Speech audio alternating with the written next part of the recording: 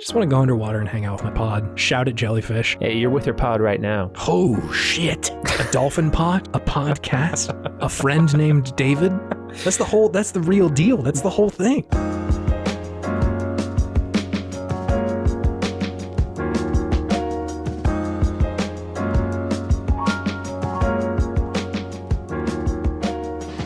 Hey, Yo, look at this. it's us. It's us and it's video games. Oh, Back again. do we even exist without video games? No, usually when we're not recording this, I just sort of cease to exist, Yeah. which is a challenging reality for me, but like I'm always excited to come back into existence. Mm-hmm. It's pretty neat. Suspended animation, if you will. Yeah, a lot happens over the course of 2 weeks. It's kind of shocking, but I'm happy to be back in existence again. Yeah, we're here. Russia is still at the border, thankfully. You know, there's Not many in there yet. Not in there yet. There's a lot of big companies buying other big companies, solidifying under one gaming title. Chet the Rat enslaved us all to his Oh, terrible ire, but most people don't know that though. yeah, he's gonna kind of, I think, roll that out a little bit. He's He didn't want to sneaky. shock. He didn't He's want to very shock sneaky. everybody. Yeah. Yeah. Once he releases his NFT on Twitter, once his profile turns into a hexagon, we'll all know what's really going on. All those ugly apes are going to turn into ugly Chets. All of a sudden, you didn't realize they were Chet all along. That's the only redeemable storyline for this whole NFT nonsense. Video game podtimism is staunchly against NFTs. Apparently. We're going to take a stand here. Not for us. There will be no video game podtimism NFT. No, not at all. You're not going to have to pay to listen, whatever it is, mine to listen. Turn this into a mining cast. The only NFT we'll have is nice frickin' toes. Nice frickin' toes. That's what they say about us, is that we have very, very nice toes. Let's see, NFTs could be... Didn't want to go with nice frickin' toes. Wanted to skip over to maybe another alternative. No, I like nice frickin' toes. I'm just trying to take a crack at it too. Yeah, sure. I'm trying to do a DB original over here as well. You got the Chibi original. I'm trying to do my DB original. Yeah, sure. Let's do... Here, hold on. While you're thinking about it, hey, it's Video Game Podtimism. It's the Optimist video game variety show where two best friends talk about the wonderful world of gaming. My name is Chase, and nice frickin' toes. Nice frickin' toes. Nachos, fries, tater tots, baby. Oh, wow. That's a much more powerful combination. I'm hungry. What's your name? My name's David. Nachos, fries, tater tots. Yeah. Wow. I'm tater tots and I have a colored history. How do you have a colored history with tater tots? I cannot help myself around tater tots. Oh, okay. I those things will put me through the ringer, and I just continue to eat them. When I was in college, I had unlimited access to tots in the dining halls for breakfast. Oh no. I would just go in there and pile up. You just like give me more tots, baby. I've been waiting my whole life for this. Nobody was even there to judge me because you just self-serve. You can just go do it on your own. It's true. I was the only person who had to carry that knowledge around. I just imagine you just like waiting at the entrance of the food hall, just like waiting until no one else is in there, and then just scampering out there and just piling high a plate of tater tots, and then just running out. That's tots flying behind you. That is some rodent ass behavior, David. That's some Chet the Rat shit right there for sure. Absolutely. Lord have mercy. Hey, have you been playing video games? I have been. I've been playing quite a few video games this week. I know. The 2 week sketch, my man, it does this. The video games, they come fast. I had to start taking notes. Oh, hell yeah. I'm here, Chase. Notes in hand. Notes in hand. Hell yeah. Okay. Notes. What are the video games you're playing, David? So, still playing Ghost of Tsushima. It's not grasping me quite as violently as it was when I first started playing. I'm definitely slowing down a little bit, but it's still a very good game to get into if I want to just kind of like wander around for a bit and do a couple of easy stories and just like my relationship with it is changing. It's funny how it's kind of happening. Yeah, I suspect I know where you're at, and definitely the middle section of the game kind of dragged for me. Yeah, it's just dragging a little bit right now. It's not bad. It's just not quite as I need to know, like engaging enjoyment like the first bit is, when you're just like trying to figure out like, oh, I need to rescue my uncle, like who's Khotun Khan, what is going on here, how do we do this? So now things have kind of, the first section of story has kind of concluded, and now the second section is kind of warming up, but you don't have that giant battle like you did in the beginning of the game to get you going with the story in this section. Yeah, so it's a slow build. I think that was because I remember having a similar trajectory to what you spoke about last week, which was like you did everything on the first section of the island. Like everything had to get done. Yeah. I also did that, and then I got to the second section and was like, I would like to beat this game, so fuck it. Like it's exactly what's happening to me. The first part of the island, totally filled in. Second part, I'm just like a snake. I'm just going up. We'll look at the other stuff later. I'm sure it's really cool, but I need to know how this plays out at this point. But still, like some of these places are just gorgeous. Like that really thick bamboo forest where you just can't see anything about where that temple is with the warrior monks. And the warrior monks are pretty cool too. Pretty tight. I'm not gonna lie. I think the middle section of the island is where it's pretty snowy too, right? That's the northern section. The middle section is like foggy. Oh, okay. It's very foggy, kind of swampy. There's lots of frogs around. Oh, I love that. Lots of jumpy frogs. One of my favorite things in the game right now is seeing the bird AI try to get around some obstacles and just not work. It's pretty funny sometimes. And then it just disappears and reappears on the other side. I'm like, ooh, magic bird. Sometimes it doesn't work, but it's still fun to just follow a bird when I'm riding my horse and just be like, oh, where are you going to take me, little guy? Damn, that was almost gaming wisdom. You were approaching gaming wisdom just there. Sometimes it's fun to follow a bird and see where he goes. Just see where it goes, little guy. That's fine. Be free as a bird. That's what Jin is singing to himself.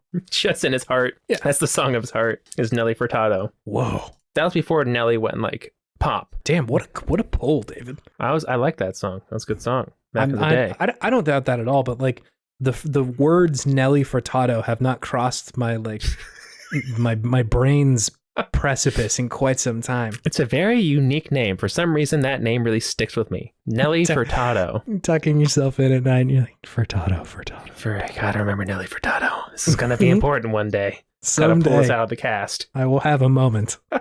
This is it. Congratulations. This is it. We're here. Now I can forget Nelly Furtado. Purge from your memory banks. Purged Tado. Punished for Tado. Anyways. Punished for Tado is a Taco Bell dish, and you can't convince me otherwise. It definitely is.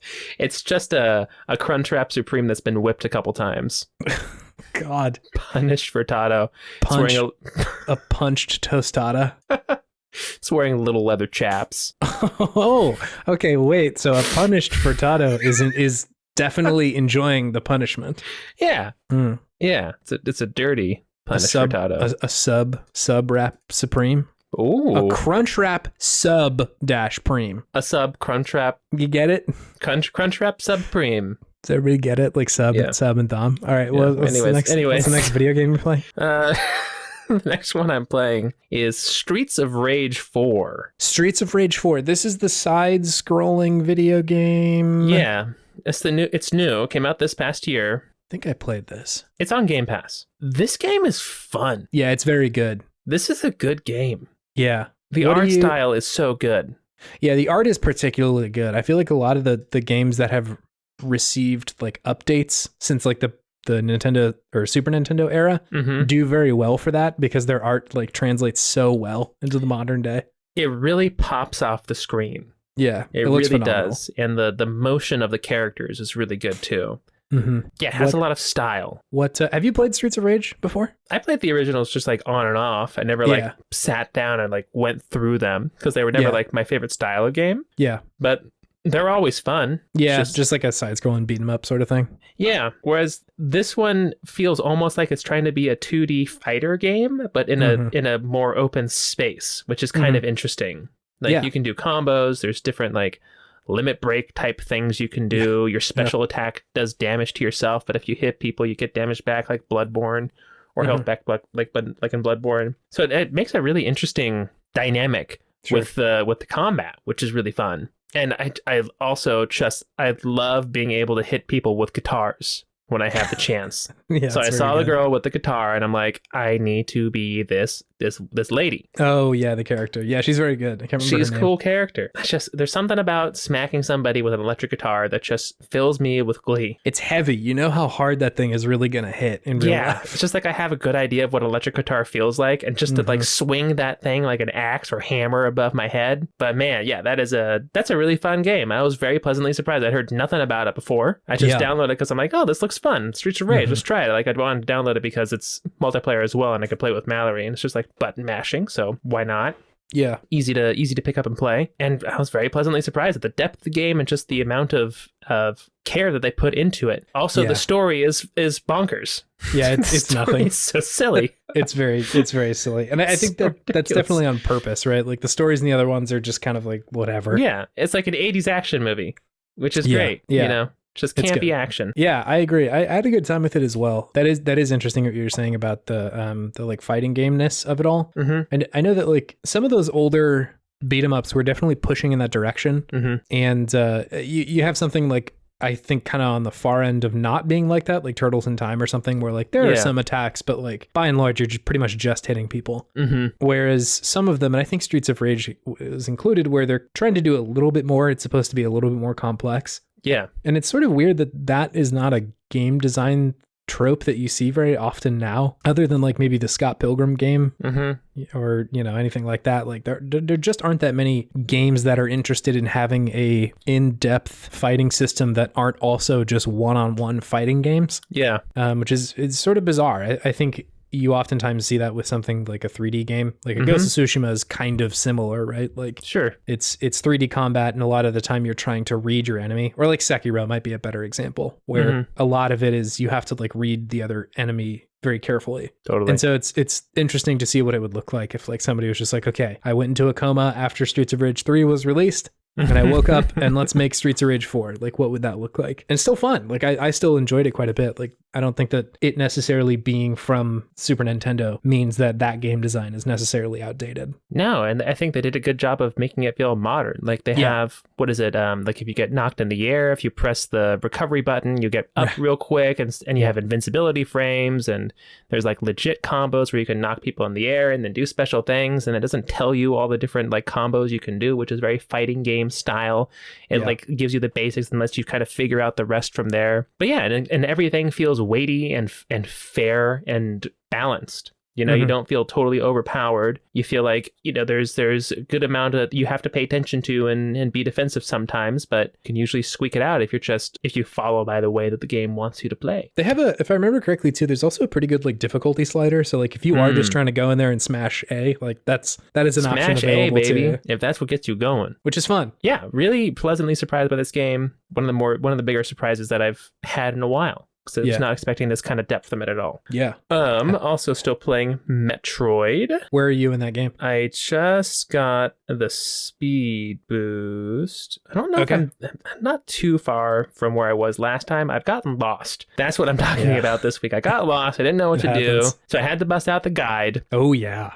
So the guide is in full effect. I just missed a door. I missed a door in one room, and I just got and like a totally the opposite end of a world or like level I should not even have been on. Yeah. To progress. And so sometimes it just happens when you play these kind of games, and you just I am now old enough and wise enough and have more limited time to where I don't care about using the guide. Just give me tell me where to go, because I don't know. Yeah. And it's an interesting game because it's an interesting juxtaposition compared to Ghost of Tsushima, because I feel like the more that I play Metroid, even when I don't know what I'm doing, I'm enjoying it more each time I play it. Yeah. Whereas Ghost of Tsushima, each time I play it, like I don't know if I'm enjoying it less, but I'm definitely not enjoying it as much as I was when I first started playing it. Yeah. So it's becoming stale over time. Yeah. There's definitely a difference in just how these games keep you going and invested and interested, right? Whereas something like Metroid just keeps your attention more easily, just with the game design of it. For me at least, in my opinion. But very good game. Very good game. Yeah. And speaking of fighters, I've also been playing Dragon Ball FighterZ. Oh, what a transition, and also what a game. Yeah. I've got a laundry list this week. Damn. I told you, Ghost of Tsushima really like had me wrapped around its finger for quite a while. And then once I broke free, I'm just like, video games, here we go. Game Pass. This one, this one, this one, this one, another one. Download them all. Did you play this game, FighterZ, when it came out? I played a demo of it. Okay. And I enjoyed it, but for some reason it wasn't like it wasn't like really compelling me to like go out and buy it. Yeah. Because I've never been a huge just like 2D fighter game person. Mm-hmm. But this one, it's just because it's Dragon Ball Z. I just love it. It's so good. Oh my goodness, dude. Anytime that I can hear Goku just like yelling while he powers up, there is something so ingrained. Yeah, it's primal. But it's primal like for me and anybody else who's watched Dragon Ball Z in particular as a child. Primal. Anybody right? who's tried to go Super Saiyan before in real life. It just gets me going. Just like the timbre of his voice as he does that. It's just like, I'm there. I'm ready to fight. Let's go, Goku. Let's do this. Z Fighters for life. It's your activation phrase, which is particularly tough being that it's just one guy's voice. It's my sleeper agent activation phrase is just Goku powering up. I'm just like, activated. Let's go. Let's do it. But really awesome game, honestly. Amazing presentation. Yeah, it looks incredible. Probably the closest thing I've ever gotten to like playing a Dragon Ball Z episode is this game for sure. Yeah. You know, thankfully it's very simple and intuitive fighting game. So you don't have to like learn too many button combinations, but you have to learn how all the different systems interact with each other to really maximize what you're doing. Yeah. If that makes sense. So you don't have to like really understand like a 6 or 10 button press combo to like do something really cool, but you have to really read the situations and know when to like bring in your buddies or like switch out or like hit them with like the triple blast of everybody going and just learn the weaknesses that way. Because I thought I was doing great, and then I played the arcade mode and like the boss Majin Buu and Cell and somebody else just like kicked my ass. I'm like, oh, so that's how you play the game. Got it.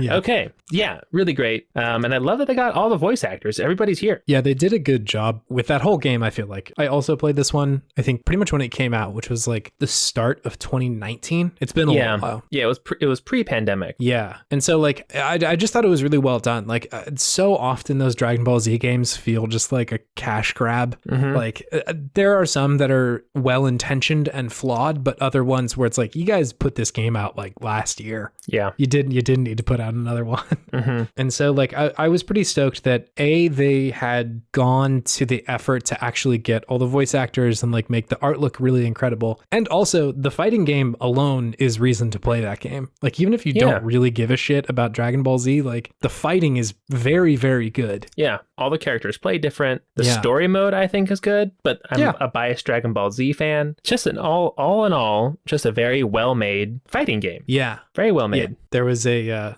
short time where I was trying to see if I wanted to do long form video shit on YouTube, and somewhere Were you really? Yeah, I had just moved to Seattle. I was bored, man. I was like really not sure what I was doing. And I was like, I'm going to just try every hobby that I've ever thought that I wanted. So like making video game YouTube? Yeah, exactly. All right. A niche that is definitely not filled. Although I say that as a joke, as we are currently recording a video game podcast. So whatever. We got our niche of... Anyway, I was attempting to see if I did long form YouTube stuff, and there's like an hour of unedited footage of me talking about Dragon Ball FighterZ. Really? Yeah, I'd be interested to see if what my thoughts were. Can you send it to me? I can see if I can dig it up. I would love to. I would love to watch that. Yeah. Are you in front of the camera, or is it just you talking? No, yeah, as I like recorded it like I was just sitting on my couch. Instead, I'm doing a podcast, which in hindsight is a much easier creative endeavor rather than editing video. We can do a long form YouTube thing, Chase, if that's where your heart is. It's in podcasting. Every 3 months we'll do a long form YouTube thing. Lord have mercy. Where we do stories and act them out. Okay, wait, that's a lot. That's a lot.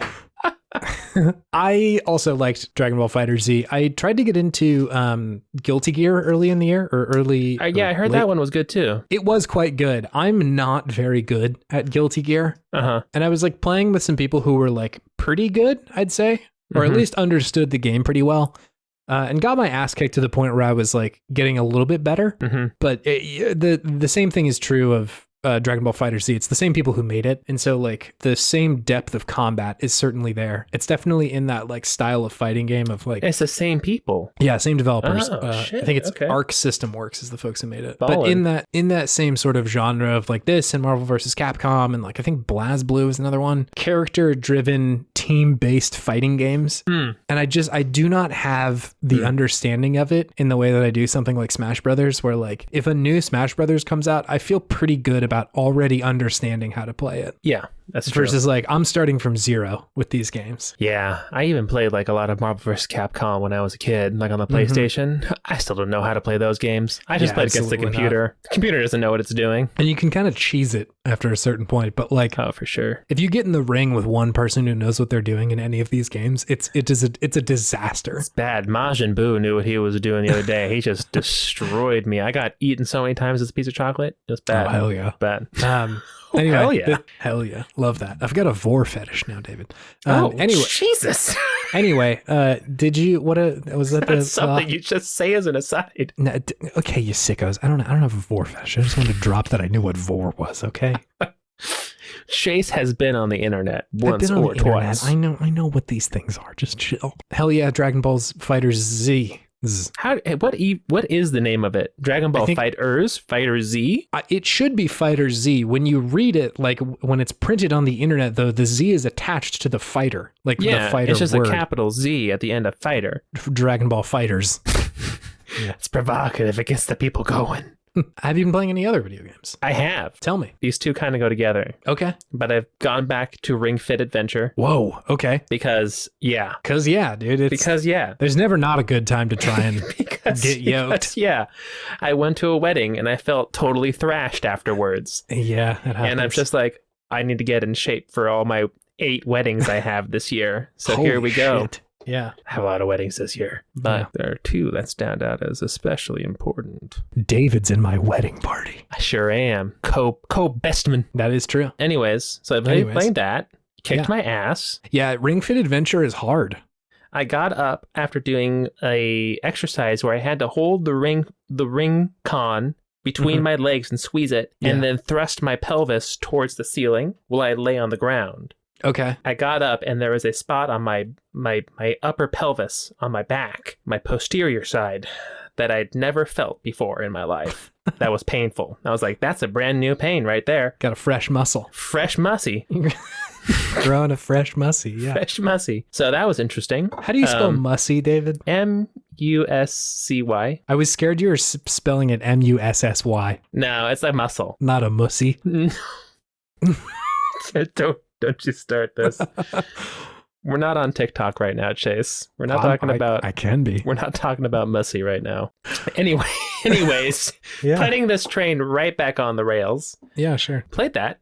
Very fun. Felt good the next day. My body felt happy. Yeah, absolutely. It's a good video game. It is. It's still a fun game. We just did like, I'm going to choose this like area to work. Or I did like the rhythm game you can do, which is pretty tough. Like it's incredibly difficult. Like you have to squat for a long time and move that ring con around. And this game does not let you half-ass your squats. You got to be down there. You got to be butt to carpet, butt to ground, ass to grass. You really got to be squatting. So I appreciate that though, because it doesn't let you cheat, at least not easily. Tip does not let you cheat, but he motivates you, so that's good. And in that same vein, I also bought Just Dance 2022. But there's already a 2022 version? There's always a Just Dance for every year, Chase. It is inevitable, just as Thanos is. Okay, so I haven't played Just Dance since it was available for the Xbox 360 Connect. Yes. What is the state of Just Dance in 2022? You can play every Just Dance song ever. Whoa. If you subscribe to their service, Just Dance Unlimited, for $4 a month. You get that's not terrible. Anything they've ever done. How do you play this video game? You hold one of the Joy-Cons and then you just match your hand with one of them, and then it's a Switch game. Switch game. Yeah. And then you just honor system for the legs. Oh, okay. So it's not like the Kinect where it's like reading your whole body. Like you could definitely cheat, but that's not fun. right? Yeah. So you got to get your whole body into it. Okay. I played this over Christmas time with Sam. Sam the dad. Sam the triple dad. Yeah. And his family. And it was quite fun. We played a demo of it on his Xbox 360 with the Kinect. Whoa. So that's how you know Sam's a dad. Frugal man. He's like, I'm going to milk this for every last bit of entertainment I got. And then I played it again with some of my friends from OT school. And I was like, damn, that's a good workout. Like my Fitbit even recorded like a workout for me. And Mallory's like, got your heart rate pumping. You were moving. It was, what was it? Taylor Swift. Love Story. It's a good dance. Really got you moving. This is just Dance 2022 in parentheses, David's version. David's version. Yes. I suspect the catalog has grown quite a bit. There's so much. Yeah. There's every song. Gangnam Style, that's on there. That's a Jesus. That's an old one. That dates it to the beginning of Just Dance, I suspect. I would imagine that is like Just Dance 1 or 2 or 3, somewhere in there. It's got the Macarena. The Macarena. It's got the electric slide. It's got Mambo number 5. Mambo number 5. It's got the Charleston. It's got the waltz in there. It's got everything. All the good stuff. But these songs and these videos that go along with them are pretty wacky sometimes. Like I was a panda man for Mr. Blue Sky. Why was I a panda man? Going around and flying on like a bark surfboard through the air. Yeah. It was weird, but it was fun. That's video games, David. These games are just fun. They're silly. They're a good time. You just go and you dance for a bit. It's good. Yeah. It's good for you. I'm watching footage of Just Dance 2022. Do you see it? Yeah, this is another one of those games that I would like see released and my brain would just purge that information. Like that's how I was too, but then 2 times my friends were like, let's play Just Dance. And both times I was like, that was pretty fun. Yeah. And I was just like, all right, I guess I just got to get Just Dance and just get up and move.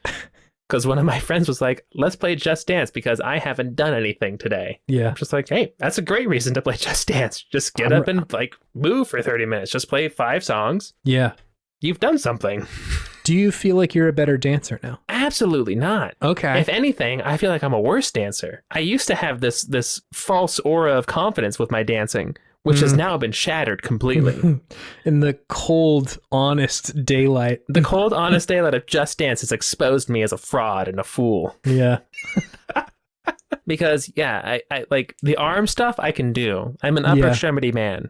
That's my job. I work with the upper extremities. Lower extremities, I don't know what is going on down there. My upper body and my lower body do not communicate with each other when it comes to these Just Dance songs. Where all my top heavy fellas at? Where all my top heavy guys at? It's more just like dumb leg boys at. Yeah. So but it's fun. And it gets you up, gets you going. That was not what I was expecting. You can play like anything. Any song released in like the last decade is probably on there that you can name or think of. I can't wait to dance to Death Grips's releases, Get Got, or Little Hustle Bones. Hustle Bones would be a pretty good song. All right. I don't know it. Do you want to play that a little bit on the podcast? Hustle bones coming out my mouth is the only part I know. Yeah. That's how you know Chase is a real Anthony Fantano fan. Hey, I'm from Sacramento, and so is Death Grips. It's true. They're a Sac original. Got a rep. It's the weirdest claim to fame for Sacramento. I know. We got a bunch of weird Edge Casey sort of all-stars. It's very bizarre. Are you playing any more video games? That's it. Okay. What are you playing, Chase? I'm playing some video games. Let's hear it. I'll tell you about 3 of them. I want to tell you about 3 of the video games I've been playing. 1. I've been playing Nobody Saves the World. This is a kind of recent release from Juicebox Games. They are the folks who made like the Guacamelee series. Oh, sure. This is on Game Pass, which is why I picked it up. I think the folks on the Besties were talking about it. They've like since done an episode on it since like recorded our last one. So this is the old news to anybody who has been around listening to other video game podcasts. But it's quite fun. Essentially, the way that this game works is that it is a top-down kind of like Zelda-ish game. You are in this like world where it's kind of a tile-based system, kind of Chicory-ish in that way, or I mean any Zelda-y and any of those games where there are tiles in the world and you can move from one to the next. And the hook of the game is that you wake up as this kind of not faceless but very standard looking guy Nobody is his name. And you quickly gain the ability to transform into other creatures. And the first one that you can transform into is a tiny little rat. Oh. And as the rat, you become quite small, and you can attack with your A button or do some like special attacks with other buttons. And as you do, there are tiny little like missions that pop up on the left side of your screen where it's like, hey, you should attack 10 people with this kind of attack. And then, a task list appears. Oh, now you have Chase's interest right there. Deeply intrigued. I was like, okay, I wonder what happens when I do this little thing. And there's like some story going on, right? About like, you have to escape this like prison that you were put in. You go through a little dungeon to go do that. And there's like hordes of enemies that you're fighting. And you eventually get out. And the story is fairly straightforward. It's like the big, strong mage, something magus, some ultra magus. Something mag. I don't even know. The story's like, I've been almost not paying attention to the story at a certain point. But he's gone missing, and like there's all this fucked up shit happening that you gotta go fix. And you're sent off to do that, and there's these bunch of like dungeons that you have to go through to get there. However, in the background, these like little task lists are also completing and checking off. At a certain point, you will get enough points through these quests to level your little character up. And I got to, rank D or whatever with the rat. And then it's like, hey, you did so good and you got your rank up. Now you've unlocked a new character. Oh. And there's like this little like character unlock tree. Oh. The one on the left that you can do is now you can transform into this big now knight you're dude. Really speaking Chase's language. You are cooking with ding boy gas, my friend. Chase is frantically touching and scratching his head as he's saying this. I'm trying to get all of my thoughts about the dings out into the microphone. Anyway, the tree on the left is a knight. The tree on the right is an archer, and so you can play those characters now. Sure. It's super easy to switch between them. It's like so you just go from rat to knight or archer? Yeah, you can transform into any of them. You really go up quickly. It seems like you are going to be increasing in power, but the things you start unlocking are so bananas. To the left of the knight is a horse, which I'm a really big fan of. You just are a horse. Just are a horse. Love that. Hell yeah. You can only attack with your back legs, and so you kind of have to like back up on people to hit them, which is a real joy. That's and awesome. So all of these characters have their own individual like little quest trackers for like, you need to kill 20 enemies with the horse trot or something like that, or hit 5 enemies at once with an arrow as the archer. And all of these things will increase their level. You can unlock more characters and yada, yada, yada. So that part of the game like really just like hooked me immediately. It feels like the way that Skyrim sort of structures its unlock trees with like, the more you use a skill, the more you will be rewarded for using the skill. And so kind of whatever class you like using, you can just use that one, and that'll be like, they'll give you points to do that, right? You're also upgrading your base character. That also gives you like, just your regular more health, more attack, more magic or whatever. Yeah. So that's all really fun. The game breaks down into these like main dungeons and like sub dungeons. And in that way, it reminds me a lot of like something like Diablo almost, where there are a lot of people in one dungeon, a lot of enemies, and they all sort of have little twists, right? So like some enemies can only take sharp damage or blunt damage. And so you have to quickly switch between those kinds of bad guys that you, or like forms that you have. And so it forces you to hot swap between forms pretty often, which is really fun. I find like that game loop really satisfying. And you can always swap between forms whenever you want. There are very few instances where you're not allowed to switch forms. There's like some dungeons where it's like you can't switch in here, or specifically the like story dungeons, they stop you from being able to progress your character in any way. Like you can't get points for a character, and the implication being, and I think they say as much, is that like this is sort of a test of whatever your favorite setup is. Pick your favorite characters and just get through it, right? Like this is a skill test. And eventually they start layering other stuff with like, you can equip other characters with other characters like passive abilities and shit. Sure. So like the zombie is allowed to steal health. That's their like passive thing. And so you can equip that to the knight. So if you're running really low on health all the times, the knight equip the zombies thing so you can regain health. And there's a shitload of characters. So like that sort of thinking is common and really fun to try and like exploit almost. Like how can I get like the most broken character that I can for this specific spot? And it never really like allows you to totally break the game just because of the damage type things. You would have to really try set up a character that would be perfect for one situation. And it's possible that you will find that, but the very next dungeon you get to will really throw a wrench in that and be like, well, it's a different damage type here. You have to kind of switch it up in a certain way. This is what cameo elements of power should have been, David. Okay. This game type where they allow you so many different forms to transform into, and each of those characters serves a different purpose, is so satisfying when it's done right. I think so for listeners who haven't been with us for super long, we recently talked about Cameo, the Xbox 360 launch title. The elements of power. And like, there were certainly good things about that. And both of us, I think, spoke about how the concept of the game was really good and really fun. It just felt kind of weirdly executed. And I think this one kind of delivers on that promise weirdly enough of there are a lot of options available to you with how to approach a situation.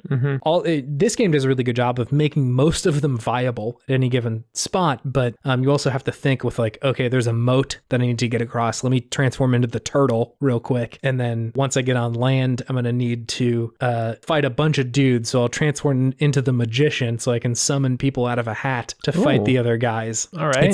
It's not a magician like a wizard. It's like a illusionary sort of magician. An illusionist. Yeah, exactly. Michael. So yeah, I've really enjoying this game. A lot of other video game podcasts covered this recently. I feel like everyone that I listened to was like, hey, this game is good. So I feel like I'm adding my voice to a chorus of people saying this, but this game is fun. I really enjoyed it. It's just got such a really polished game loop that drew me through it really well. It's also not super long. And it's on Game Pass. Like, come on. It's a triple threat right there. It's a trippy. So it's good. It's a good video game. I liked it a lot. Obviously, outside of the Ding Boy stuff, outside of it being just a numbers go up sort of experience. Can you really bring yourself away from the Ding Boy stuff, Chase? Can you separate yourself from the Ding Boy? I can attempt. I think it is a good game outside of the Ding Boy stuff. Can you take the Ding Boy and just put him aside? I'll put him on a shelf for a second. Put him on a shelf. The game is still good. Okay. And the Ding Boy's back. It's fucking incredible. I love this game. Okay, so the second game that I've been playing, that hot, fresh new. Everybody's talking about it. Yeah. You're a young kid. You're collecting your collection of things, of monsters. You got that freshie, huh? You're correct, David. It's Shadowverse Champions Battle. Excuse me? Is this a rug pull? Well, I'm also playing Pokemon. I'll get there, but okay. Shadowverse Champions Battle is another game that I've been playing. I knew nothing about this video game. Yeah. Literally nothing. I saw it on the Switch eShop, as I am wont to do. I just sort of wander around there aimlessly. Looking for something to buy. Like a bat, just trying to find... I'm screaming using echolocation trying to find a good video game that I don't already know about. And I came upon Shadowverse Champions Battle, and it looked like a card game, and I was like, okay, color me interested.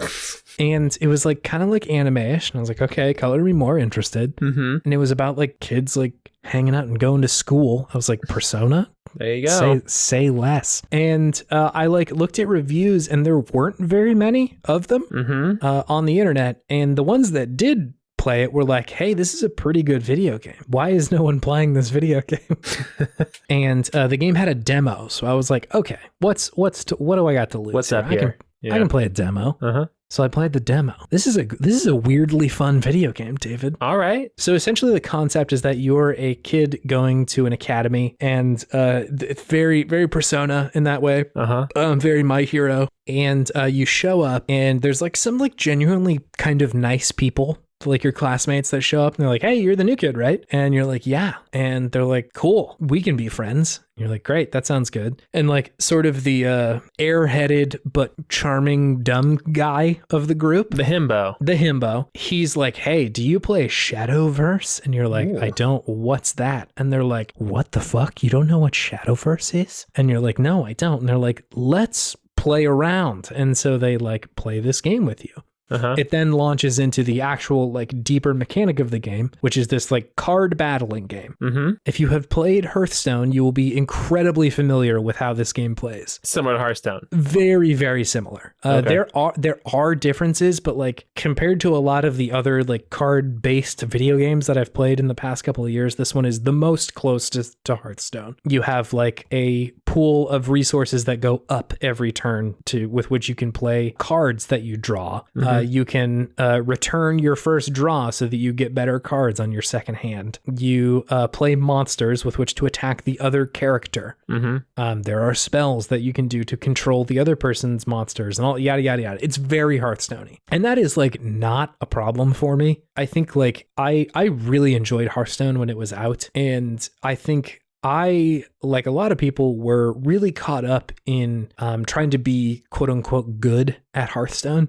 And essentially what that meant was like, you know, getting a very good deck and going in the like ranked ladder and trying to get good at Hearthstone. And like, I think that was fun, but I personally burnt myself out on that game. Yeah. After doing that so much, despite the fact that the concept that they have there, and again, it's largely based on like, you know, Magic the Gathering, but the concept of that game was really solid at its core.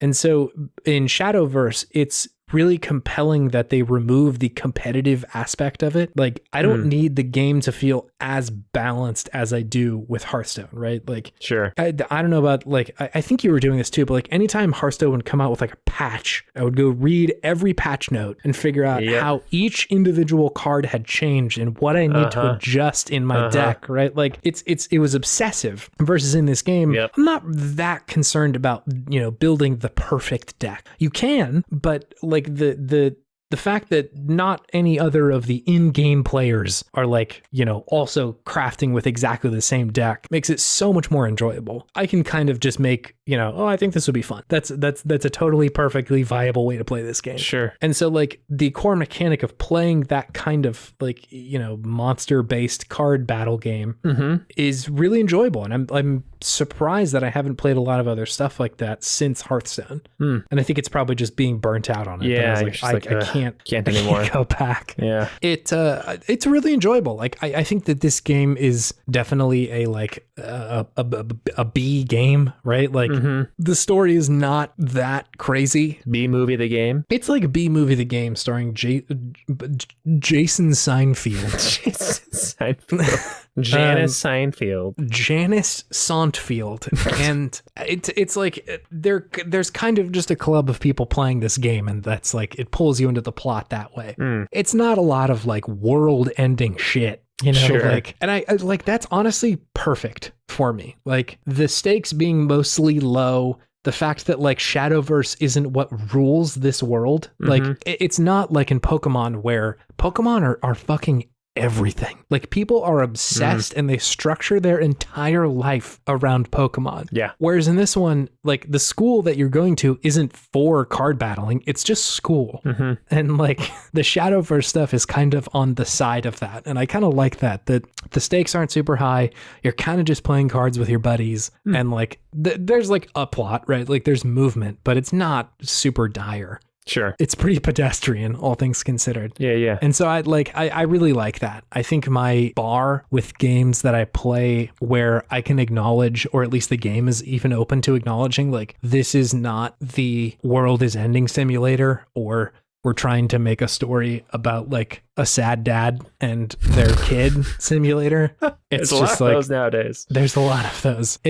As much as I can acknowledge those and like see it from the outset, it makes me really enjoy the game because I don't have a lot of expectations. I'm just like, I'm kind of here for the ride. And like the card game is fun. There's plenty of stuff to poke holes at and a lot of stuff to criticize, but like, I don't know, man, the card game's fun. And like, it's like kind of well voice acted. It's like cheesy a lot of the time, but like most lines are voice acted, which is shocking given like I literally have never heard of this game, and it's like got a weirdly high production value. Yeah. I also love like most of the game is like kind of this anime style. It's very like chipper and bright and colorful, and the cards in the game are like Dark Souls level intense, spooky, like scary. Not just like big old nasty dragons are like the cards that are coming out, and like goblins and shit like that. BONDs, big old nasty dragons. Big old nasty dragons. And so like and goblins and shit. I will not play the clip of Jay-Z saying goblins again. I've put that in too many episodes, David. When I was editing one of the episodes, I went to go download that clip, and it was purple for me. I had already gone and done exactly that. Why don't you save it? You got to hotkey that one. That's fucked up because I did. When I downloaded it, it put the download in the parentheses and said 2. You already have this one, dude. What are you doing? You're just wasting space on your hard drive, bro. We already got that clip pulled up, my man. Anyway, I'm going to keep playing this game because I kind of would like to see where it goes, but it reminds me a lot of like Battle Network and shit like that, where it is a fairly small scale story being told. And like the game has its rules about how this shit works, and it's just kind of charming and chipper. Sure. In a way that is not particularly serious, but is still quite fun. Also, I've never heard of it, so I'm interested. Like, is this like where is this game coming from? I want to know more about it and like play through it and shit. Apparently, there's an anime and a mobile game. I don't know anything about it. Wow, there's a lot going on. Multimedia. Anyway, last game I'm playing is that Pokemon, baby. Arceus, we out here. All right, cool. I'm playing that Pokemon Arceus. What do you think? It is good. It is also flawed, but it is mostly good to me. Sure. So for people who don't know what this game is, there's a new Pokemon game that has come out recently, and by and large, Pokemon games have been very the same for a long time. They have mostly been a collect-a-thon where you go out and encounter Pokemon in the wild, you catch a few of them, you battle gyms until you fight the Elite Four, and then you beat the game. That has been the structure for a long time. There are exceptions to that, but by and large, that has been the game. Tried and true. Tried and true, and definitely tried. Like this is a formula. On tried. This has been tried, and I am not on the side of internet chuds who think that Game Freak can do no right, that there is nothing that they do that can ever satisfy my deep Pokemon desires. But I think I would be negligent if I was to suggest that like this formula hasn't been going on for a long time and mostly been unchanged. Yeah. I don't think that adding Dynamax Pokemon is like the thing that's gonna, suddenly breathe new life into Pokemon, right? Yeah. As much as that is fun, I totally think that sort of stuff is charming and fun. It's not the thing that was really going to shake up the formula of this game series by and large, right? They were going to have to do something that fundamentally re-looked at or re-examined what about this series is fun, and how do we change that while maintaining what is, the soul of this series. And to be honest, I don't know that they've done that ever. Maybe Pokemon Go, you could consider that. Maybe the Let's Go series, some of that has changed, but Pokemon Go is such a weird scenario of being a mobile game and being an ARG that I don't know. It was just such an edge case. It's different. It's very different. And anyway, I was interested to see what they're going to do with Arceus, and I think most Pokemon fans were interested. When they announced this, everybody's like, oh, it's Breath of the Wild. They're making the Breath of the Wild thing. And immediately chuds jumped on the fact that graphics don't look so good. It's not really an open world. Right. And I was holding off my judgment because I remember seeing clips of Breath of the Wild and thinking, I don't know if they're really going to pull that off. It's hard to see it and understand how good that game is. Yeah, it's true. I don't think you can really understand how good of a game Breath of the Wild is until you see it in action and see how your brain works when you're playing it. Anyway, I think the promise of Arceus, at least what they were doing with the marketing, was that they were invoking a lot of the Breath of the Wild stuff, right? You've seen all the clips of it's the behind the character zoom in to over to the mountain, and you can see all the open world shit and all that sort of stuff. And look at this. That open world to explore. And I think there had been calls from fans of please just apply the Breath of the Wild formula to Pokemon, and that would be it. Most definitely. And so I think there may have been some okay, we're going to give you what you want and see how it works from Game Freak. I say all this just to sort of set the stage for this game's release, because I do think it is kind of a big swing from a game company that is mostly unchanged. Yeah. So yeah, this came out as we're recording this about a couple of days ago. We're recording this on Monday. I think it came out on Friday. I've played probably like 10 hours of it, like a pretty significant amount of this game. Sure. That's a good amount. It is, I will say, probably not Breath of the Wild.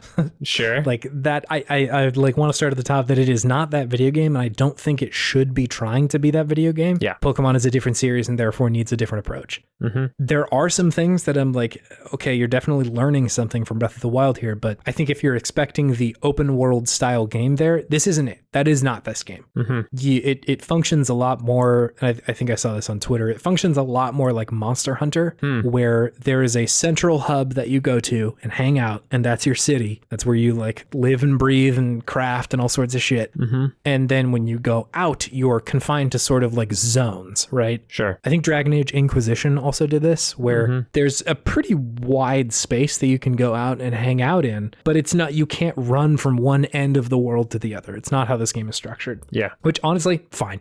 Like I do not need it to be a contiguous world. That is not necessary for me. This game does a lot of new stuff and a lot of stuff that I see from other games. So the twist that this game is putting on the Pokemon formula is that it's in a very different time frame. It's in the past, isn't it? Like feudal Japan? It's in the past. There's some weird shit going on. I don't know if I want to spoil it. It happens within like the first 5 minutes. Oh. Essentially, you're maybe transported back in time Oh. from Arceus. Like he pulls you in, you're like falling through the air, and he takes your cell phone and turns it into like an Arceus Zune.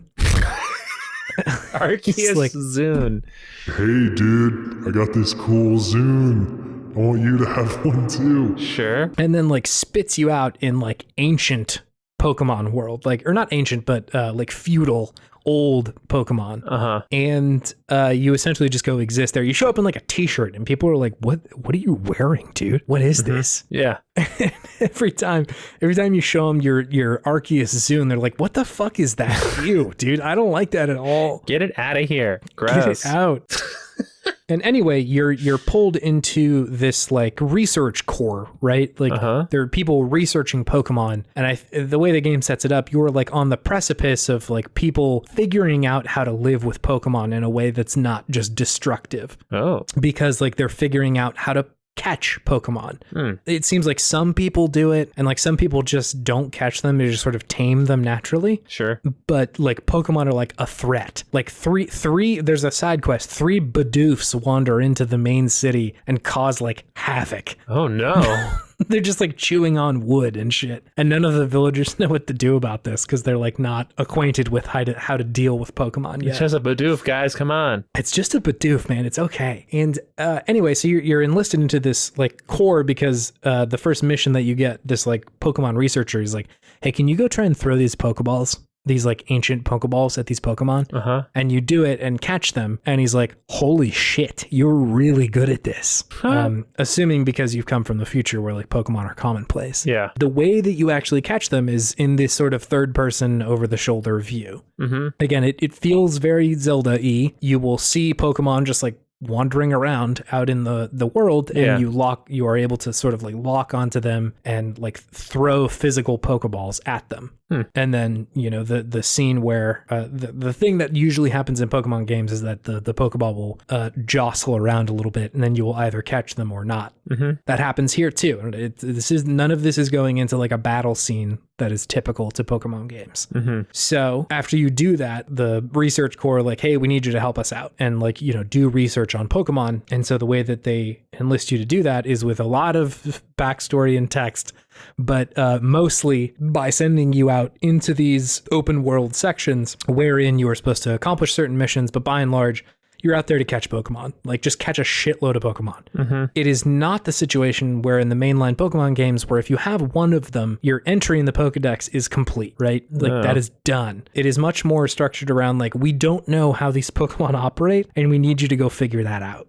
And so there's all of these metrics with which to do that, right? Like when you catch one of them, it shows you the things that you can do to up your like research level. So for Starly, the bird Pokemon, if you catch it without it seeing you, that counts for something. If you see it use Air Gust or something like that, it counts for something. Sure. And so the more you do that, the more points you get, and the more when you go back to your like base, you can turn them in and say like, look at all this research I have for these Pokemon. And so again, you're encouraged to just catch a lot of them rather than like, I caught one, check, done, which to me in the Pokemon universe makes a lot more sense and reminds me a lot of like Pokemon Go. Like they're pulling from Pokemon Go there, where just encountering and catching a Pokemon is a thing that is good for you. Yeah. It like drives the story forward a little bit. Great. And it's pulling from the Pokemon Let's Go series, where you don't have to fight them to catch them. In Pokemon Let's Go, you just continually throw Pokeballs, but that first one, you don't have to fight them.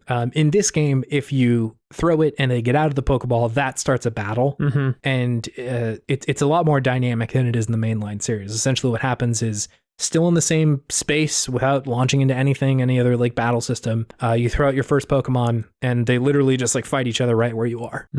It's the same sort of stuff where like you have 4 moves that you can use and you just like fight whatever other Pokemon is there. That stuff, like the core part of that battle system, is still mainly there. But like while they're fighting, you can like go move around, which I really like. I don't know why that was something that struck me, but like you can just like run around while they're fighting, which makes it feel like much more grounded and real. And so that part of it I really love. So I think the thing that they are ditching is this like structure around boss fighting of like the gym battles. The gym battles, right? Yeah, the gym battles are not there in this game. And I think the game is much better off for that. Like the mainline Pokemon games have been trying to recreate the experience of watching the first season of Pokemon for a really long time, where like you are both trying to catch Pokemon and fight Pokemon and be the best at both of those. Gotcha. And I think by focusing just on the catching part of it and like the research part of it, it's so much better for that. The experience of like adding to this like collective knowledge of Pokemon feels really good and a lot more believable than just, hey, we're going to give this tiny little Walkman to a 10-year-old to hopefully go catch every single Pokemon. Like, what in the world are you talking about? Versus, like, we need somebody to go, like, catch, like, 10 Bidoofs so that we can do more research and, like, figure out what they do. So, I like that part of it. I think the twists that they make are really good. I will say the graphical fidelity is simplistic. It is not a beautiful looking game. I think it makes artistic decisions that aid it a lot. I think there are parts of it that are trying to look like a watercolor painting. And like sometimes that looks incredible. Other times it looks kind of boo-boo. And like, sure, like if you want to get into the details, like the anti-aliasing is really bad. And like the draw distance is not good. Like some Pokemon will drop down into like 2 frames every second or something. Ooh. Like, and that's the game isn't in 2 frames. It's just the ones that are really far away are not rendering very well. Yeah. I don't really give a shit. Like I have never come to the Pokemon games for their graphical fidelity. This is no exception. I don't need this one to be the beautiful Pokemon game. Will there ever be a beautiful Pokemon game? I don't know, and I don't really care. Sure. Like that's really not what I'm coming to this series for. Yeah, and like I think the twists that they're making are much more interesting than any graphical update could be.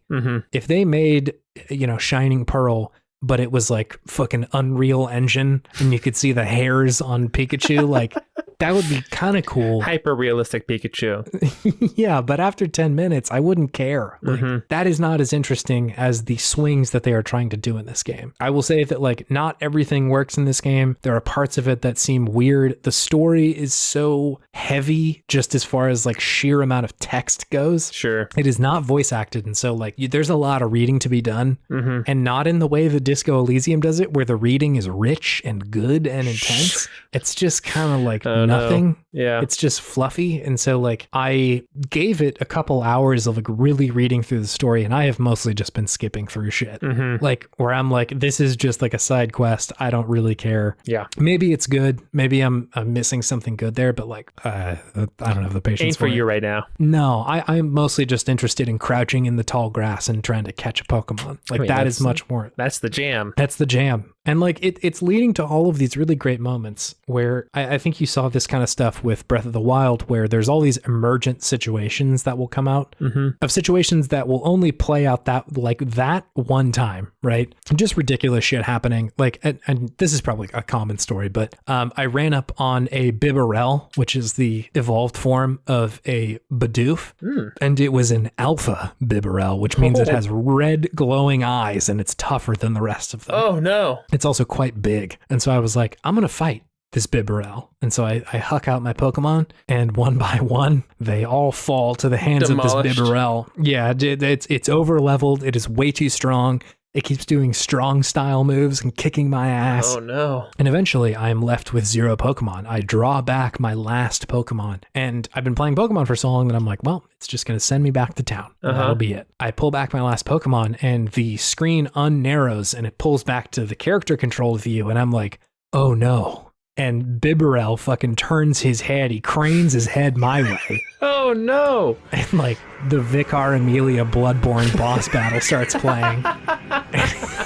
He didn't say anything, but he's like, You're next, fucker. I'm coming to get you. Scary. Oh my god. and starts attacking. Sure enough, starts attacking. So you have to gotta run run. away? You just gotta run. Oh my god. Can you die? Yeah, you gotta run.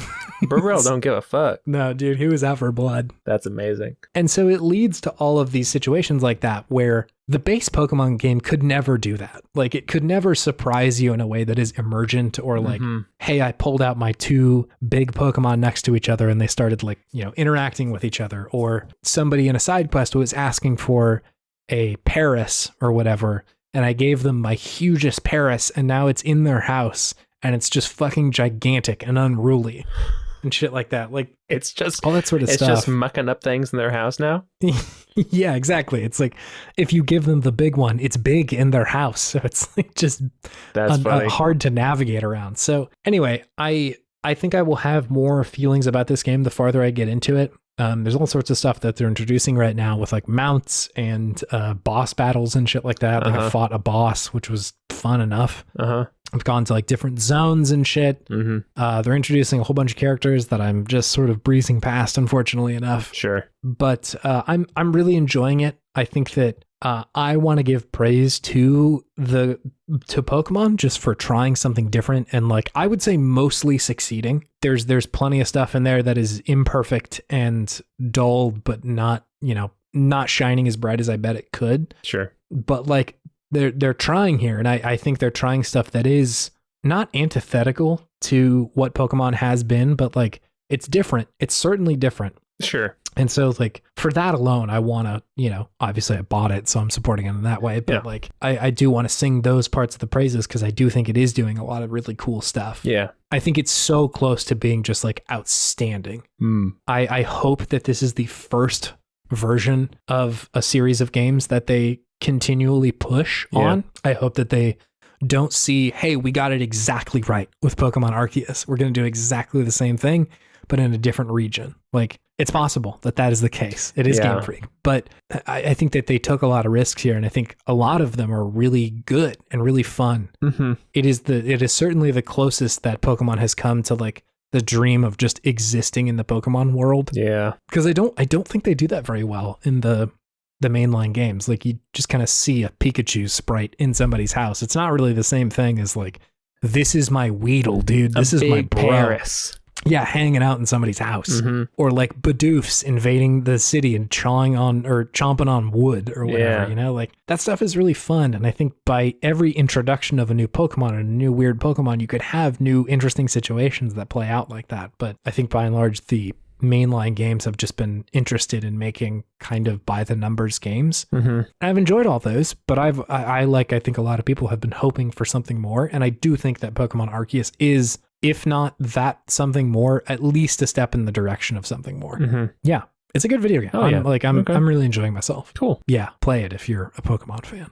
Give it a shot. Anyway, this will bring me to my Podtimistic thing of the week, David. Yes, and it is the Bloodborne demake, David. Oh, it's been released. It's out here. in the wild. It's here. There has been a demake in the works for quite some time. I was like, damn, that looks really good. Essentially what a demake is a game that has been remade with worse graphics, which I know sounds silly, saying it out loud, but I've been really interested in this because like I love Bloodborne, and like just seeing it with like PS1 graphics is like hilarious and really fun. It's kind of spookier in a way. It is, yeah. I think you and I have definitely gone on record of saying PlayStation 1 graphics are scarier in a lot of ways than other ones. Just the sharp edges.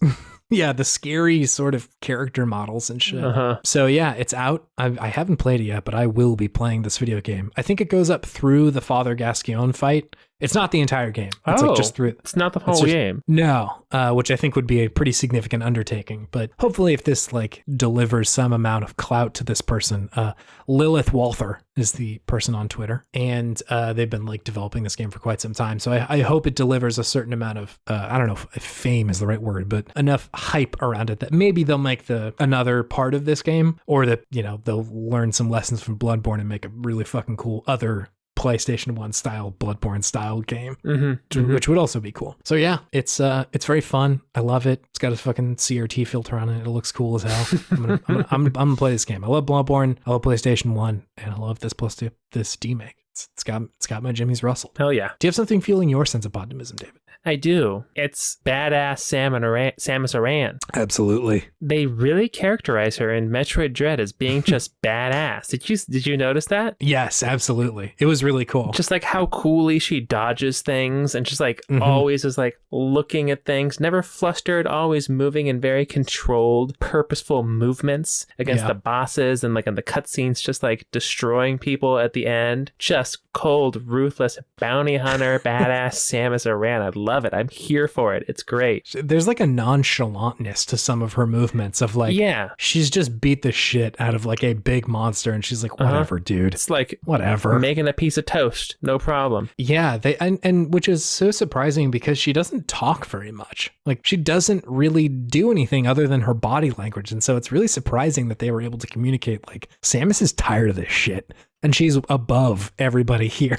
Yeah. It's great. Yeah, no, I loved her loved her being a baller in this one. And she's like, I think she's always kind of been a baller, but they do a really good job conveying that. Exactly. They just really go out of their way to characterize her as such in this game. Yeah. It's pretty cool. It's pretty cool. Hey, do you want to move on to our main thing, dude? Yeah, let's do it.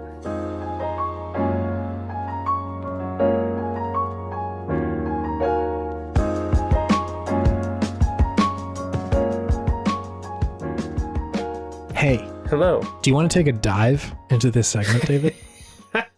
That's pretty good. Thank you. I know that we talked about doing Metal Gear recently, but we said we're not going to do it immediately. So, of course, the next best thing, it's Ecco the Dolphin, David. I mean, honestly, with how wacky this story gets, it's not too far off. It's not too far off. No. Maybe it's time to do a little Ecco and a little dolphining. We're here. Let's do it. Let me hit you with some hot stats about this video. Yeah, let's hear it. Hot stats. Okay, so Ecco the Dolphin was released December of 1992 for the Sega Genesis. Damn. Old video game, the Ecco the Dolphin. Yeah. It was made by Appaloosa, I think is how you say this. It used to be Novo Trade. They changed their name a couple of times. I believe at the time they were Appaloosa. They, of course, made such famous games as Demon's Winter or Blades of Steel, which is a hockey video game. All right. Or A Year at Pooh Corner. A Year at Pooh Corner. At Pooh Corner. All right. Of course, the Winnie the Pooh tie-in video game. Three Dirty Dwarves or Grossology. Sure. The hits. I did not know many of the games that they made outside of Ecco the Dolphin. So yeah, there's that.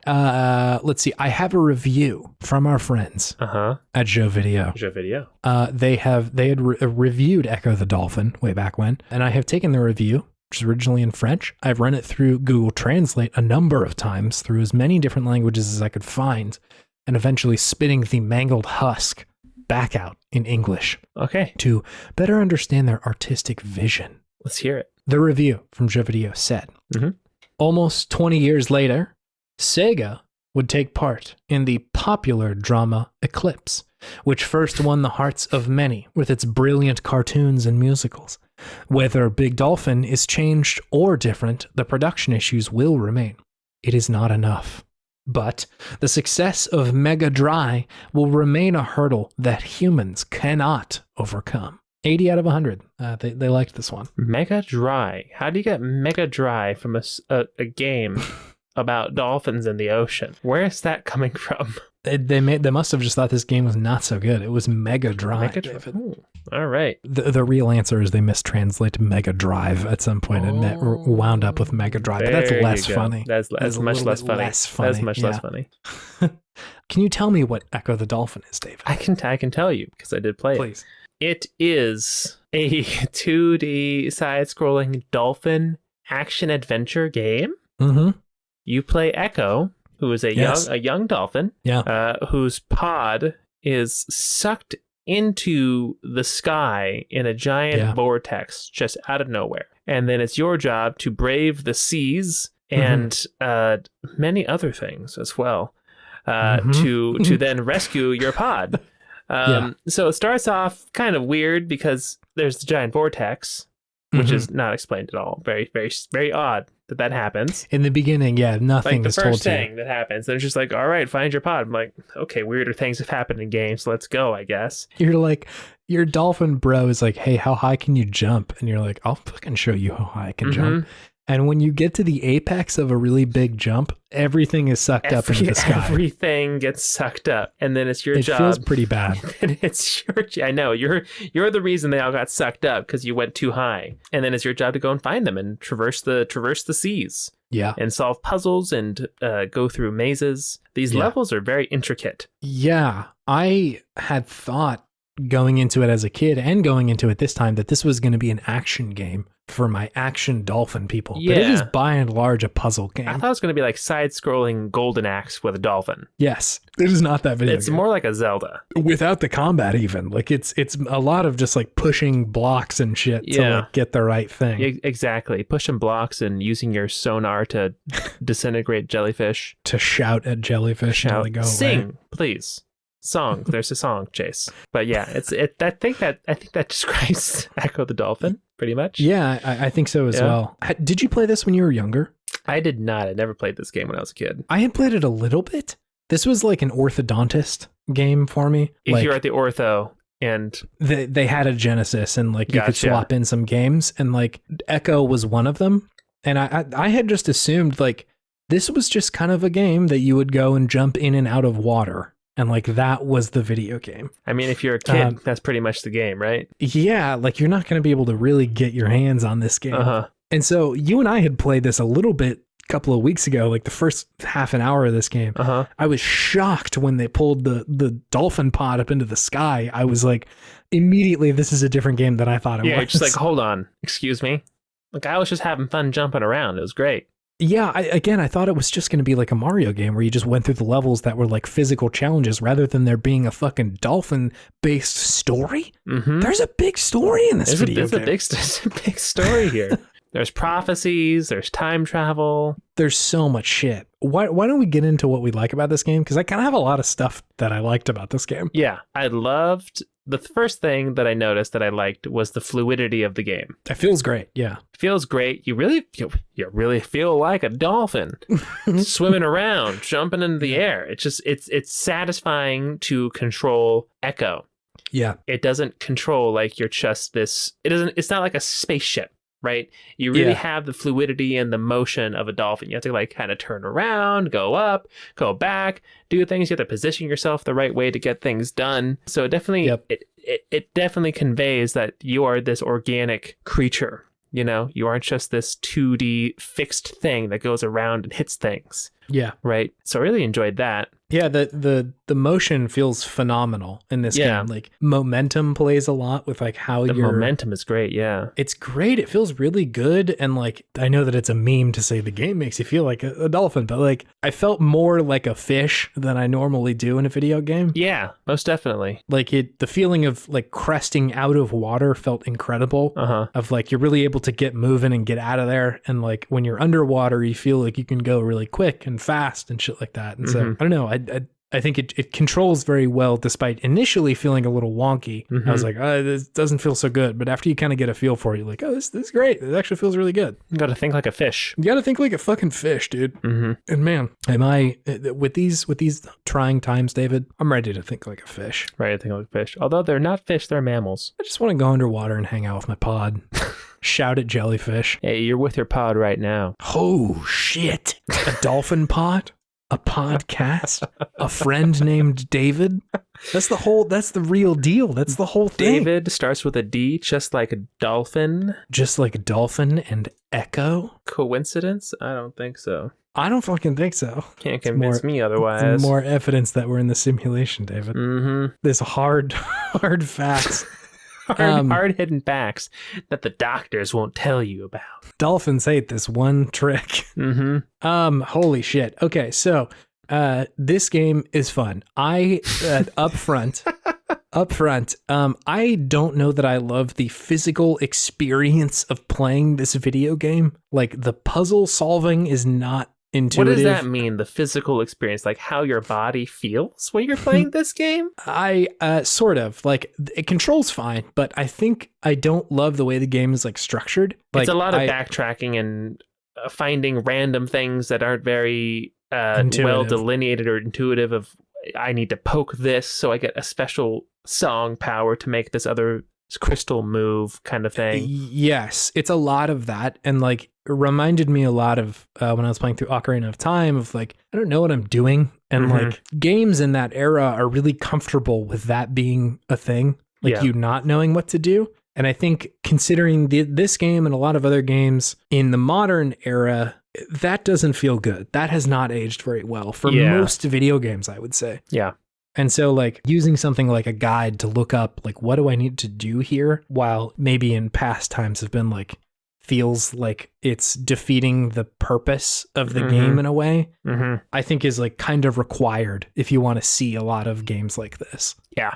If you actually want to get through it. Yeah, it's not intuitive, right? Like you're not really going to know what to do. And I think that's true for a lot of video games of this era. And a lot of them have cool shit in them. It's just a matter of like knowing where the block is and where you need to push. Hard to access. And so all that withstanding, like I think that is the part of it that I'm like, I don't know that I love exactly this part, but sure. You know what I did love was the goddamn story in this video game, David. The story was great. Absolutely incredible. Let me give you just the like 1 minute spark notes of this game. I want you to explain it to me. You already said dolphin friends get abducted. You have no idea what happens. You as Echo find an orca who's like, dude, you need to go talk to Big Blue. You're like, I don't know who that is, but I'm going to go there. So you go to like the Antarctic, and Big Blue, who's just this big ass blue whale, is there. Beautiful big whale. Gigantic. Beautiful big. We got the best whales, don't we, everybody? Beautiful creature. You talk to him and he's like, hey dude, I don't know what the fuck is going on here. It seems like this shit happens every 500 years, but hey, you need to go talk to Asteroid, the oldest known living thing on our world. I know that place. That was pretty tight. Whoa. So Echo's like, chill, I'm gonna go find him. So you do find Asteroid. He's like, listen, dude, I would love to help you, but I don't have my cool orbs that would solve this problem. And so to go do that, to go find his orbs, you have to go to Atlantis, which is a real place in this video game, and use their time machine to go back in time to get his orbs. You have to go back.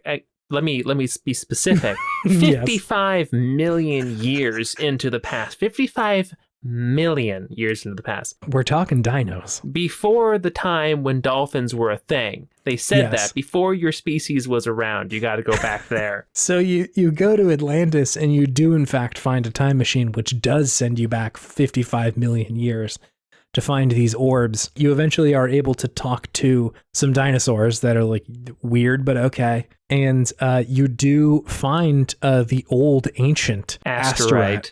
Yes, and he's which like, is now a kind of a time paradox. Yes, a little bit, because he would have already known that he met you. Yeah, and the only reason he doesn't have his orbs now is because you went into the past and took them from him, right? To give them to him in the future. But anyways, we're not concerned about time paradoxes. Echo's just a fucking dolphin. So anyway, when you get to him, he's like, hey, actually, fuck you. I don't know who you are. And so you fight Asterite. You take his orbs, which throw you back into the present. And he's like, sick. I love the orbs. This is really good stuff. And he gives you like better screaming powers so you can like use your echolocation to hurt bad guys again. Also, you can regenerate health now. Yeah, better screaming powers. Better screaming. It gives you a better thum. So he's like, hey, I Echo need to... is Dragonborn, He's for the first sure. Dragonborn. He's like, hey, I'm going to send you back in time to the moment where your dolphin pod got abducted. And you're like, okay, let's do it. So you do that. You go back. You have some cool stars on your forehead that the other dolphins comment on. Do you always have the stars? I think you obtain them. Like through your journey. Anyway, so you get you jump real high and you get abducted into the vortex, which is, as it was explained in Atlantis, this old ancient like alien situation. The vortex have regularly been abducting races on this planet to go and like use them as fuel, essentially. Yep. And they were for a while waging war with Atlantis, which was not a sunken city. And at some point they like fired this big old laser beam at Blasted Atlantis to hell. Yeah, they sunk Atlantis. Which means they can abduct as many dolphins as they want to. But anyway, you go up there and you essentially bring the fight to the vortex, bro. You finish the fight. You finish the fight. Master Chief shows up and he gives you a fist pump and he's like, good work, soldier. Anyway, the rest of the game is essentially you just fighting the vortex, which culminates in this like boss battle with the vortex queen, which is horrifying. Terrifying. I don't know if you saw pictures of this thing, but it is scary. You have to like knock off its jaw like 6 different times. Yes. Spooky. She's like, you go into a room and she essentially, just her head emerges out of the darkness. And it's like this scary, like xenomorph looking thing. It's very alien-esque. With these like ink black eyes and these terrifying teeth that are like much bigger than Echo. Like she's huge. Yeah, she's gigantic. And so like the scary implication being that you can only see her head. There is much more of her in here.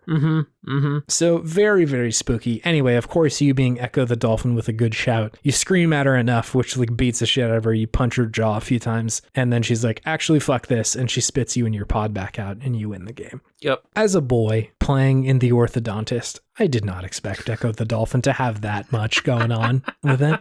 As a man, yes, I did not expect it to have this much going on. Yes, it's wild. I was not expecting that much shit to be happening. Also, can we talk about how Echo is the reason that dolphins evolve? Right. Did you see that bit? Yeah, that was nuts. Echo goes into the past and he's jumping around in the Lake of Origin or whatever it's called. And if he jumps around and like does his little echolocation blast while he's in the air, you hear other dolphins like talk to him, but they're like land dolphins. They're like, oh, there's someone in the ocean who's singing our song. We've never seen this before. We should go check out the ocean and like see what's good in there. If someone else is singing our songs there, it must be fun to be in the ocean. Yes. So Echo traveling into the past is also the reason Echo exists as a dolphin as well. In the first place, yeah. Trippy. God, it's very good. Like the game is not tackling like heavy themes, but a lot of really fun sci-fi shit. It's very sci-fi. Yeah. All of a sudden sci-fi. It really came out of nowhere. It was good. I loved all of that shit. Like I was not expecting it to be that again. I thought it was just going to be go fight some fish, man. Like that's the video game. But instead it's like very good. I love that most of the fish that you encounter are mostly chill. You get like, monsters and like sea creatures and shit that'll attack you, but most of the other like big fish are like, we're friends. We're cool. Can I just say that the octopus was terrifying? Oh, absolutely. Big, scary octopus. 8 arms was scary. 8 arms. Yeah, I love that name. I love the names that they give each other. Feels like they really went to the effort to like name these things something that animals would call each other. Was it the hungry ones or sharks? Oh my God, yeah. It's incredible. I love all that shit. Spooky. They went much harder than they needed to on that part of the video game. And I'm so glad all about the that. video game, it feels like. Yeah, no, truly. Good game. A good game. I like, again, I don't know that I love playing this video game. It's very dated. A lot of it is very dated. A lot of the like exploration is weird and doesn't feel super good, but like the sci-fi stuff is so much fun. I wish that was more accessible because it is genuinely such a joy to play through that shit. Yeah. Yeah. And it is something that I would never have gotten to as a kid. Absolutely never gotten to that part of the video game. Definitely not. Can I also say, somebody was a big fan of Pink Floyd that worked at Ecco the Dolphin. Yeah? .com. One of the last levels was named Welcome to the Machine, which is a Pink Floyd song. There you go. Okay. Which there's no way it's not a reference to Pink Floyd. Also, that song is really good for all you Floyd heads out there. No. It's about like being like kind of induced into the music industry and how like shitty that is. Uh-oh. And like, listen, it's just a fucking video game about dolphins, but the song plays when you go up into the like alien ship, and it's like this cold fucking dark world, and like for most of the game, Echo's just like hanging out underwater with his friends. Yeah. And there's this like disgusting, like horrifying loss of innocence of having to like go save people from this alien force. Yeah, and it's like nasty and murky and like industrial green gray in there, whereas the whole game you're just like in pristine beautiful waters, and you're just like, oh, this is gnarly here. This is like polluted. This is bad. Yeah. And so like, I'm not going to say that Ecco the Dolphin is definitely a metaphor for growing up and growing old and like the damage that ecological warfare can have on a planet, but I'm not saying that. I mean, it sounds like it's an overfishing analogy, right? Definitely overfishing. Allegory. Echo had to grow up too fast. Ecco the Dolphin and Ocarina of Time are pretty much firing on exactly the same wavelength. I see it. I definitely see it. What else? Do you have anything else that you really liked about this game? I enjoyed telepathically communicating to other animals. It's very good. I thought that was it's so like mystical and sci-fi. It just adds to that mystique of it. Yeah, I do love that again, like with the naming system, I love that they went to the effort to be like, okay, what would an animal be like when they're talking to each other? Or one that can talk to each other through their brains. Like, how does that show up? I love that shit. Exactly. I liked going into the past and seeing all the different scary fish. That was cool, and I enjoyed the different areas. There's some pretty interesting levels, like the Antarctic level. You can like go out and like slide on the ice. Of course, there's the space level. There's the past level, but then there's like the mazes are pretty good too. Like they're decent. They're very fear-inducing because you forget that dolphins breathe air, and you have to like fight to find these little pockets of air. Yeah, absolutely. Which was somewhat stressful, but it's scary. It's all very in vogue for being a dolphin game, which I enjoyed. It is, and I'm really thankful that they did not play the Sonic the Hedgehog music for running out of air, because good fucking god, that music is stressful. Can you sing it for me?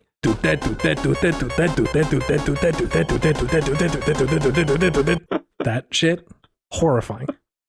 It's anxiety in a song, essentially. Yes, absolutely. It gave me anxiety. No, that's not how it works. It's like more of a genetic composition. But like definitely didn't help. Yeah. Anyway, Ecco the Dolphin, good. Good game. Good game. I fun. enjoyed this one. It's probably easier just to like watch somebody play it though. Probably. Like who knows what they're doing. Probably. Yeah. There's lots of hidden areas that you just need to know how to like push up against the wall. Yeah. Because you have to use your echolocation and lets you know if it's a fake wall and what's not. So it's a lot of guesswork. It's a lot of guesswork. It's a lot of guesswork. You gotta live like a dolphin. Live like a dolphin. Were you singing Lean Like a Cholo? Was that what was going on? I could be. Both fins up and side to side. I'm gonna have a hard time pulling that one off YouTube. I don't think that song is readily available. Flippers up, side to side. Both fins up and side to side.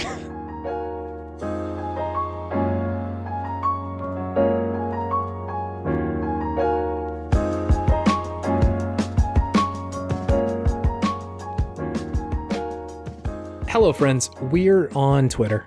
If you would like to communicate with us there or say something or, just witness our internet presence, it is out there. We are at Podtimism if you want to go do that. If you need to email us, we are podtimism@gmail.com. If you want to shoot us an email, like some sort of old-timey time communication. I don't know. I don't need to put disrespect Email's on the new snail mail, don't you know? Don't you know? DM Twitter. me on Instagram. That's the best way to get me. DM me on TikTok, which we also have, but I haven't posted in like months. So like maybe don't follow that. You might be disappointed by the content on there. Or lack thereof. Or lack thereof. It's out there, but just be careful. Thank you, to Scout Wilkinson for her beautiful artwork that just don't quit. It was good. It was good a few months ago. It's good now. Go look at it, witness it. Also, It's beautiful. I think our commissions are open right now. So if you're feeling like you need some sort of art, if you just want like your person drawn, just a great person to do that. I had my like head, my body, my head and shoulders drawn by Scout as like an avatar. You did? I did. This was a while ago, actually. Is that your picture with you and Quiche? And Quiche, yes. She crushed it. Nice. That's a Scout original. It was a return customer to the Scout Enterprise. All right. She did a great job. Mm-hmm. I do have a review from our friends. Not a video? Not a show video. Show video review us? God, dude. Oh if my God. If show video reviewed our podcast, I Whoa. would quit. That would be the final episode, We can't David. top that. we can't top that. That's for sure. I do have a review of video game Podtimism that I have run through Google Translate through as many languages as I could find to better understand the artist's interpretation. The soul of the review. Of the review, yeah. So let's take a listen. The reviewer said, "I love our language. This phrase is new because it combines new games and conversations about old and familiar names in different shows.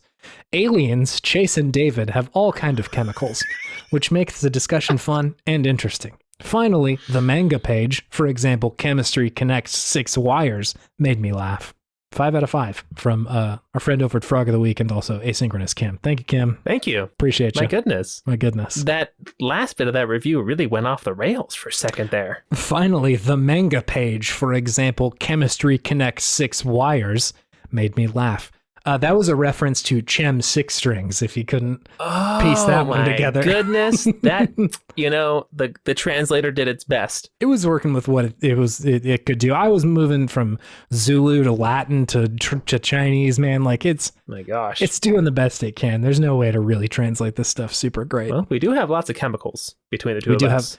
We do have lots of chemicals, and we are both aliens. Mm-hmm. Serotonin, dopamine, alcohol, melatonin. I took a melatonin last night, David. I napped multi-hour naps yesterday. Ooh. Twice. Whoa. Twice. You had a double nap a day? I was tired, David.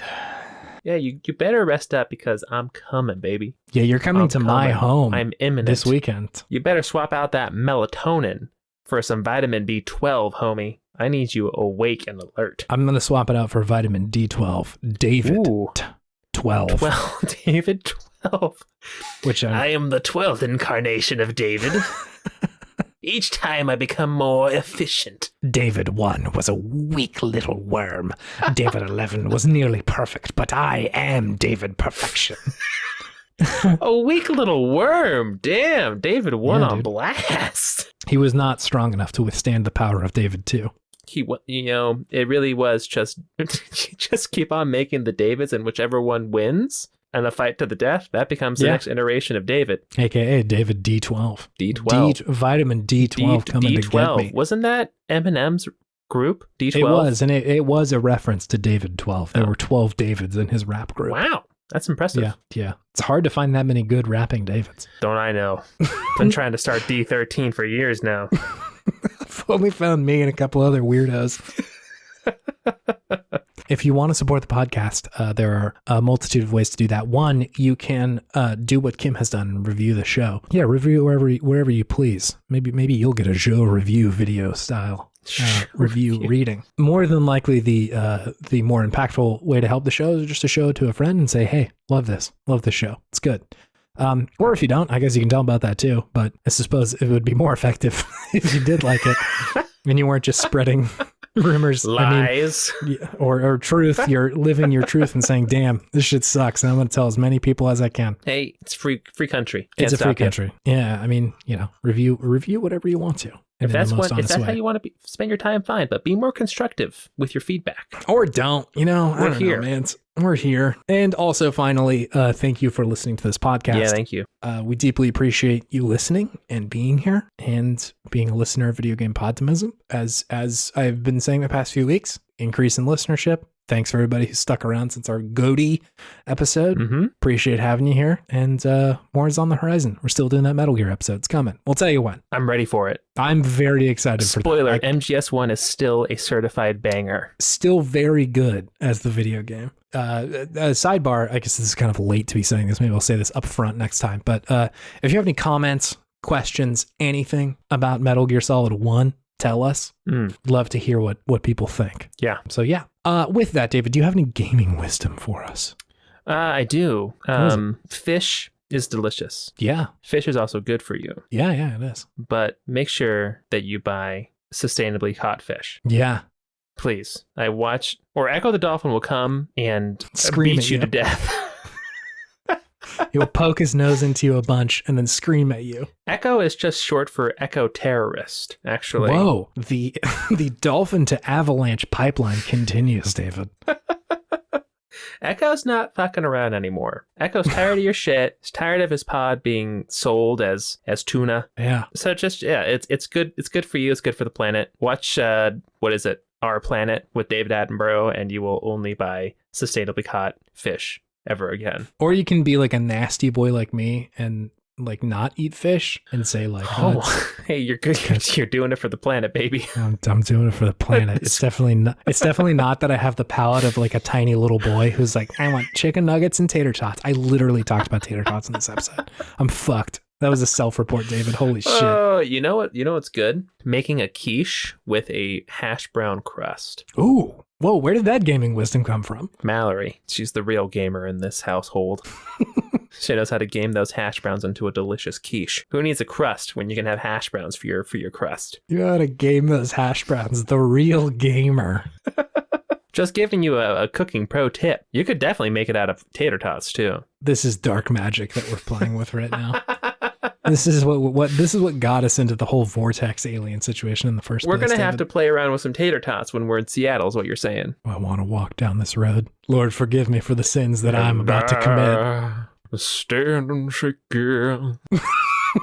I thought you were singing Creed. I don't know why. I've been listening to a lot of Nickelback and Creed recently. Why? I watched Spider-Man, the first And couple of Spider-Mans. of a hero saver. Yes. Yeah. That is honestly what's going on. I've been taking a second look, seeing if we were too harsh on Nickelback and Creed. What's your verdict? The song Hero for Spider-Man, Uh-huh. pretty fucking good. It's a good song. I will stand for Creed. This is what gets us canceled. We're going to get kicked off the internet, I think, David. Show me one person who doesn't like to sing along to Arms Wide Open or Take Me Higher. Take Me Higher kind of bangs. It's like show me someone who doesn't like to sing along to that song. You spend the first verse making fun of the song, and then the chorus hits, and you're like, maybe. Christian rock. Creed's a Christian band. Did you know that? Is it really? Yeah. Can you take me higher? Just go to heaven. It seems a little on the nose. Yeah. Can you make me meet God? I mean, it's can you take me higher to a place where blind men see? Yeah, sure enough. It was right there in front of me, huh? For a place with golden streams. I think that's it. And where Jesus hangs is the next line. Does it really say that? Yeah, where Jesus kicks it, where he's cool. Where Jesus is my homie. Me and the Holy Spirit go to Chili's on Fridays. Can you take me to Chili's? I hear they got the riblets back. See, that was Applebee's, wasn't it? I don't know. Can you take me to Applebee's? God, this is hell. This is a particularly bad outro for this episode. It's 2 hours in. I think we're allowed about outro. I think we're done. I think we're all potted out. We got nothing left to give. We are bone dry as far as good content is concerned. That's true. It's nothing. Nope. Fuck it. That was it. Pull the plug. Pull the plug. It's over. Right. Bye. See ya.